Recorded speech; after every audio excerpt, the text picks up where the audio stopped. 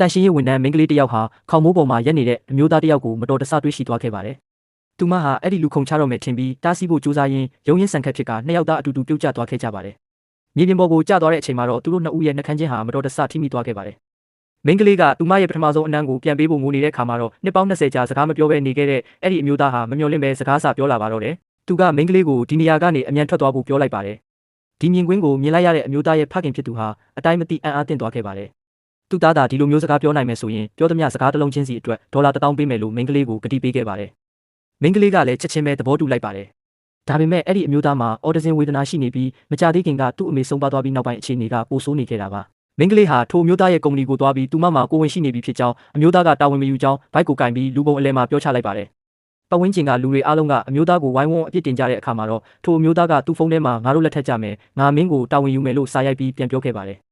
ဒီလိုနဲ့မိန်းကလေးဟာဘီလီယံနာမိသားစုရဲ့မိသားစုဝင်တဦးဖြစ်လာခဲ့ပါတယ်။အိမ်တော်ကိုရောက်တဲ့အခါမှသာထိုအမျိုးသားရဲ့လက်တွေ့ဘဝကခက်ခဲနေမှန်းသူမသိလိုက်ရပါတယ်။သူ့ရဲ့မိထွေးနဲ့သားဖြစ်သူဟာသူ့ကိုစကားမပြောနိုင်တဲ့သူဆိုပြီးခဏခဏနှိပ်ကိုစော်ကားနေကြတာပါ။ဒါကိုသိသွားတဲ့မိန်းကလေးကဒေါသထွက်ပြီးသူတို့တွေကိုပညာပေးဖို့ထိုမျိုးသားကိုကူညီပေးခဲ့ပါတယ်။ညဘက်ရောက်တဲ့အခါအမျိုးသားကဓာတ်ပုံတစ်ပုံကိုငေးကြည့်နေတာကိုသူမတွေ့လိုက်ရပါတယ်။သူ့အမေဆုံးပါသွားတာနဲ့ဖခင်ဖြစ်သူရဲ့ဗတ်လိုက်မှုတွေကြောင့်သူဟာစိတ်ဒဏ်ရာရပြီးစကားမပြောဘဲနေခဲ့တာပါ။